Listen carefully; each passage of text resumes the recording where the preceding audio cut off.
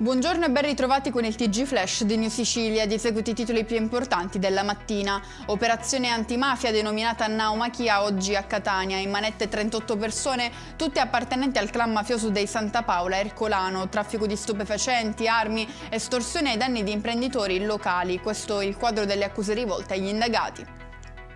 Rimaniamo nell'ambito del contrasto alla criminalità organizzata con un maxi blitz su tutta la provincia di Agrigento, 13 soggetti indagati per associazione mafiosa.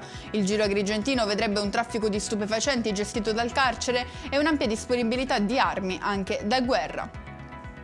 Condannato a 4 anni il quarantenne accusato di violenza sessuale su una studentessa fuori sede a Palermo. La vittima, 31 anni, stava rientrando a casa dopo una serata trascorsa in centro quando due uomini l'avrebbero intercettata offrendosi di riaccompagnarla a casa e approfittando del fatto che avesse bevuto.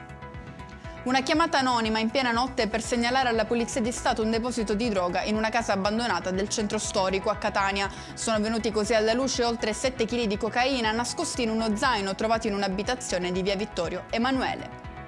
Giornata di caos in tutta Italia a causa dello sciopero nazionale di 24 ore del traffico aereo, uno stop che arriva nel bel mezzo della stagione estiva generando disagi tra i passeggeri che faranno i conti con voli cancellati o in ritardo. Restano comunque quelli previsti nelle cosiddette fasce di garanzia.